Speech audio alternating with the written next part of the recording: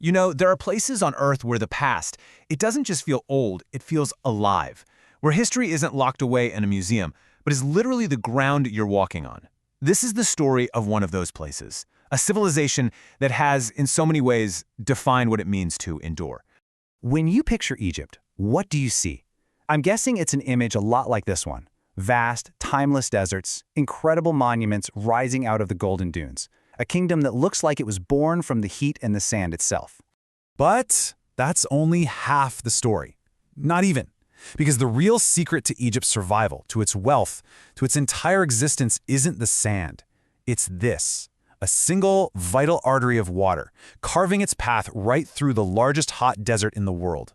So to really get Egypt, you have to start right there, with its geography. It's a story of a fundamental, almost brutal contrast that ended up shaping everything that came after. You see, the ancient Egyptians, they didn't call their home the land of the pyramids. They called it Kemet, which means the Black Land. It was all about this narrow, incredibly fertile strip of dark soil that the Nile's floods left behind every single year. Everything else, that was Deshret, the Red Land, the vast, hostile desert. Life and death, black and red. And what's wild is that this ancient reality is still here today, with almost scary precision. Get a load of this number, 98%. That's the percentage of Egypt's massive population that lives on just 3% of its land. A nation of over 100 million people, all clustered along one single lifeline.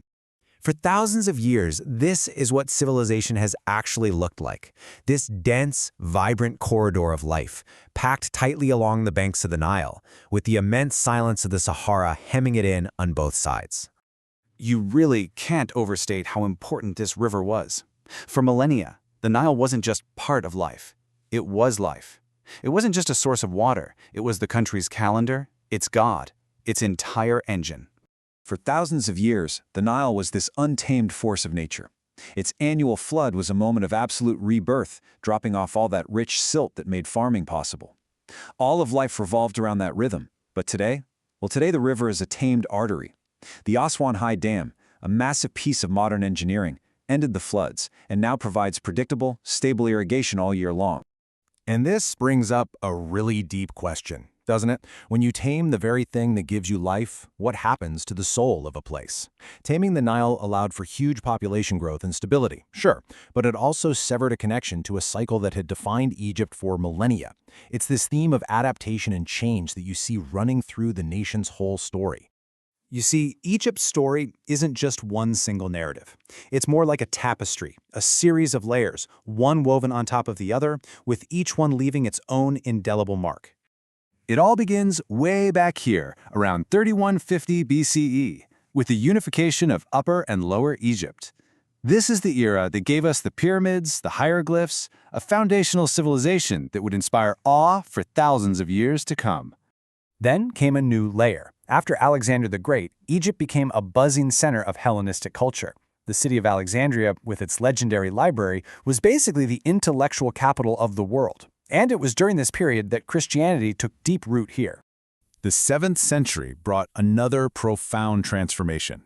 With the arrival of Islam and the Arabic language, Cairo was founded, and it grew into this dominant center of culture, learning, and power in the Islamic world for centuries.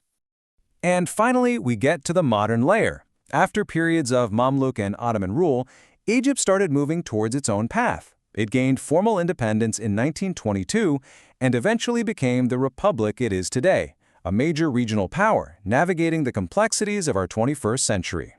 So, what does this ancient nation look like today? Well, it's a dynamic, developing country with an economy that, honestly, might surprise you. Its modern economic engine is way more complex than many people realize. Of course, tourism is a huge deal, bringing in over $14 billion, but it's manufacturing that really dominates. Egypt actually has the largest manufacturing sector in all of Africa. And of course, its strategic location makes the Suez Canal an absolutely vital artery for global trade. It's such a profound shift. In ancient times, Egypt's power came from being the breadbasket of empires, exporting grain from that fertile Nile Valley. Today, its strength lies in being a diversified powerhouse, in factories, in global logistics, and in its enduring appeal to the world. And if you want a perfect symbol of this modern industrial power, here you go. These aren't just any buses. They're fully electric vehicles, designed and built in Egypt, and they're being exported to one of the world's most demanding markets, Germany.